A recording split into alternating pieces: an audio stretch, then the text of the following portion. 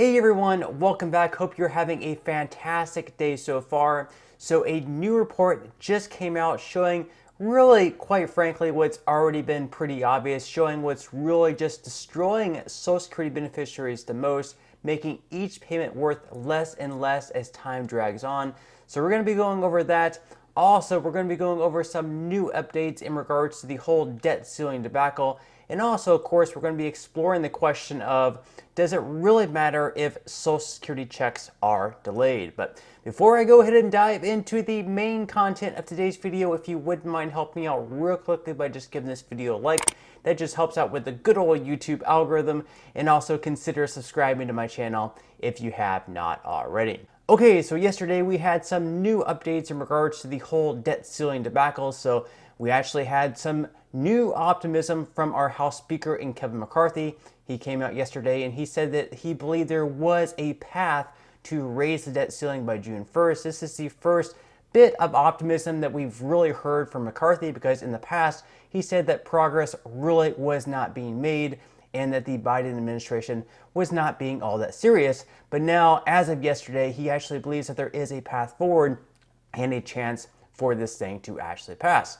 However, we actually had some hardline conservatives in the Republican Party saying that maybe, just maybe, McCarthy is giving in too much to Biden, and this bill that they passed in the House last week might be changing a little bit too much for them. And if it does change, they're probably not going to vote in favor for it whenever they vote on it, maybe next week, because McCarthy says that, hey, we need to have whatever bill we're going to be made, or at least see guidelines for what's going to be in the bill by this weekend. That's sort of our deadline, because June 1st is fast approaching and we still have to write the bill, and then we have to pass it to the House, pass it to the Senate, and then get it to Joe Biden's desk to be signed into law. And then, of course, from the White House, they also had some pretty good optimism yesterday as well, believing that they will reach some sort of agreement soon.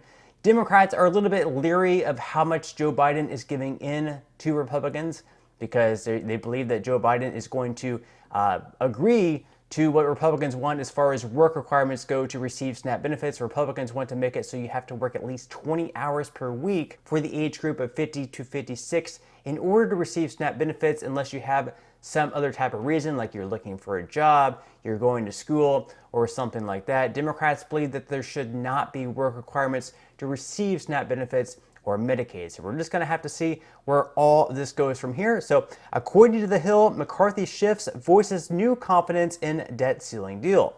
So McCarthy told reporters on Thursday morning that we're not there. We haven't agreed to anything yet, but I see the path that we could come through. He also said it would be important to try to have the agreement, especially in principle, by sometime this weekend. It's an ambitious timeline for negotiations that began in earnest only 9 days ago, and to be successful, party leaders will have to navigate the various pressures from rank-and-file lawmakers in both parties. For McCarthy, that means assuring leery conservatives that he's not straying too far from the legislative package that passed through the House late last month, which combined a debt limit increase with steep cuts in federal spending. And then, of course, also, like I mentioned, we have Biden and the White House members saying, hey, we're actually getting closer to a deal. They're voicing a lot of confidence that this is going to get done as well. So according to The Hill, the White House late Thursday said there had been steady progress in negotiations between the administration and lawmakers on talks over the debt ceiling and the budget, with President Biden phoning his team from Japan for an update. Biden requested and received an update on talks while in Hiroshima for the Group of Seven summit, a White House official said. Quote, the president's team informed him that steady progress is being made, the official said. The president directed his team to continue pressing forward for a bipartisan agreement and made clear the need to protect essential programs for hardworking Americans and the economic progress of the past 2 years as negotiations head into advanced stages. Quote, he remains confident that Congress will take necessary action to avoid default, they added. So both sides are voicing a lot of confidence that something will get done. Biden, of course, is over in Japan for the G7 summit. He's going to be coming back to the States, to Washington on Sunday. Originally, he was supposed to prolong his trip into next week as well, until I believe like Wednesday, but he is cutting that trip a little bit shorter just to get this whole debt ceiling debacle over with and to raise the debt ceiling. Of course, we actually have members of the House Freedom Caucus for the Republican Party in the House, though, saying that there should be no further discussion on debt ceiling until the Senate passes the House GOP bill. So the House Freedom Caucus is calling for no further discussion on legislation to raise the debt ceiling until the Senate passes the bill House Republicans approved last month that would pair an increase in the borrowing limit with steep spending cuts. Senate Majority Leader Chuck Schumer has called the bill dead on arrival. So, a lot of conservatives are saying that, hey, we shouldn't be negotiating this thing. Whatever we passed through the House last week, that needs to go to the Senate and they need to pass it. We're not going to negotiate.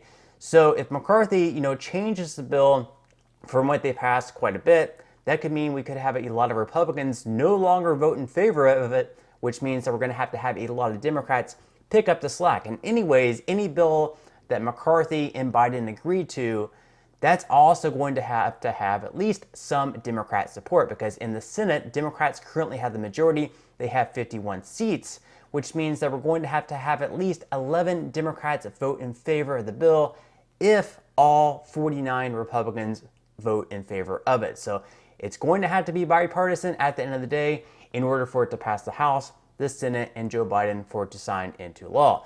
Now, meanwhile, we actually have a lot of conservatives making even larger demands in order to raise the debt ceiling. So according to The Hill, conservatives make last-minute push for border security and debt ceiling package. So House conservatives have launched an 11th hour effort to include tougher border security measures as part of the emerging package to prevent a government default. In a letter to the bipartisan leaders negotiating a debt limit compromise, the Republican Study Committee argued the migrant influx at the southern border is, like the threat of a default, a crisis facing the country. The group is pushing to attach the GOP's House-passed border bill to any deal that lifts the government's borrowing cap.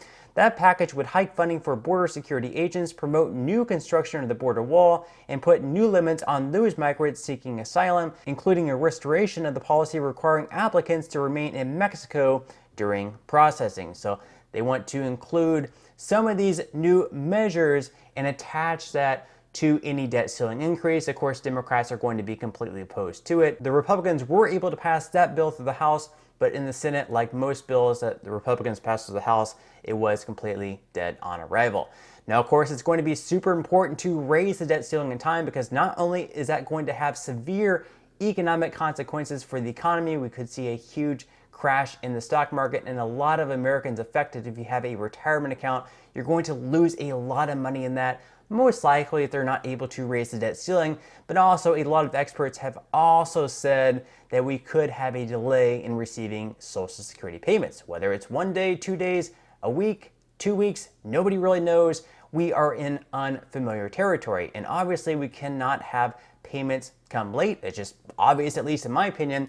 But I do want to explore this article by MarketWatch, who asked the question, does it matter if Social Security checks are delayed? Now, like I said, a lot of us already know the answer. Obviously, it does matter quite a bit, but we're just going to go into the numbers here because I do find that these are interesting and they really just hammer home the point on why on-time payments of Social Security are super important.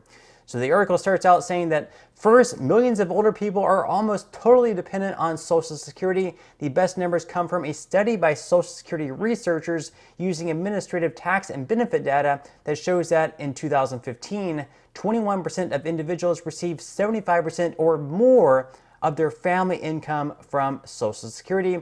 And with 48 million people ages 65 and over in 2015, that would have been 10 million people. Since 2015, two things have changed that would make that number larger. First, the 65 plus population has grown from 48 million to 60 million, and with the decline in the share of lower paid households that have a 401k, Social Security has become a more important source of retirement income.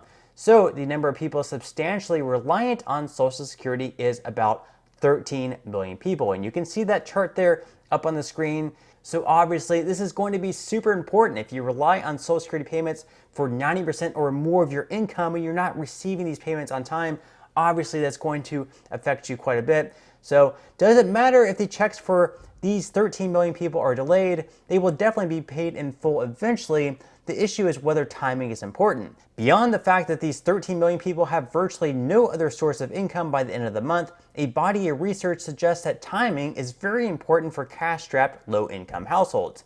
One study found that people who get their Social Security checks early in the month are more likely to resort to payday loans and other measures than people who receive their checks later in the month. People who get their checks on the fourth Wednesday will use it to get their biggest expense, rent, out of the way and then make do for the rest of the month. Now, obviously, if you're going to have to take out a payday loan, those have very high interest. So if you're then having to pay interest on that loan, that's going to cause you to get even further behind on whatever bills that you owe. So if we're going to force, recipients of Social Security to have to take out personal loans in order to pay off whatever bills that they have or whatever payments, groceries, or anything else, I mean, I really feel that the government should make do or make up for that. If we're delaying payments by a week or two and we're causing people to have to take out personal loans, that's on the government. And I strongly feel there's actually one representative in Congress who said that, hey, if we're not able to raise the debt ceiling, then we probably shouldn't be getting paid either. And I completely agree with that person. I mean, if they're not doing their job in Congress and we're causing Americans to, struggle greatly and go through very tough times, then the people in Washington who should be doing their job probably should be, feeling sort of the same during this time. But let me know what your thoughts are on that in the comments section below. Now, obviously, it's been a very tough couple of years for Social Security recipients. Costs are rising across the board. And really, over the last 20 years, even though Social Security recipients have been receiving a cost of living adjustment pretty much every single year, there were a couple of different years where the COLA did not increase just because measures showed that inflation did not actually increase. But if we look over the last 20 years, the COLAs just have not been keeping up with inflation. And this has just really been destroying Social Security beneficiaries. So a new study actually came out showing that really, if we wanted to be fair to Social Security beneficiaries, they should be receiving more than $500 than what they're receiving now. So according to CNBC, this chart shows the fastest rising cost for Social Security beneficiaries. So Social Security COLAs have increased by 78% since 2000, according to the Senior Citizens League. At the same time, the cost of goods and services retirees typically buy has gone up by 141.4% over that time. COLAs have averaged 3.4% annually since 2000, while goods and services have averaged about 6.2%. So obviously the COLAs that we're actually receiving year over year are not keeping up with what inflation actually is. I think we pretty much already knew that. We knew whenever we were going to the grocery store, prices were rising a lot more than the 8.7% cost of living adjustment that we actually received. And pretty much every other area as well, the costs are just rising substantially more than the cost of living adjustments that we're actually getting. So these obviously aren't too fair. The article goes on to say that this year's loss in buying power measured from January 2000 through February 2023 improved from a 40% decline based on last year's study, yet the current 36% loss in buying power is still one of the deepest losses recorded, according to the group. Eggs topped the list of fastest growing costs for seniors since 2000. Other categories in the top 5 include prescription drugs, heating oil, dental services, and Medicare Part B premiums. And you can see up on the screen here, these are the fastest growing costs for older people in the US. And obviously this is really going to affect people receiving Social Security benefits. If the COLAs that you're receiving aren't actually keeping up with inflation, what are these benefits really even worth? Every single year, these benefits are worth less and less. So really, there needs to be some type of solution to make sure that the COLAs that we're receiving are keeping up with inflation. And really, we need to make up for the last 20 years where they just really haven't been keeping up with inflation. And quite frankly, it's just something that definitely needs to be at the top of the priority list in Congress. Just my opinion, but let me know what your thoughts and comments are down below. I always love to read them. But that's all the news that we have for today's video. I certainly hope that you enjoyed. If you did, again, I would greatly appreciate it if you could give this video a like. Consider subscribing to my channel if you have not already, and I will see you in the next video.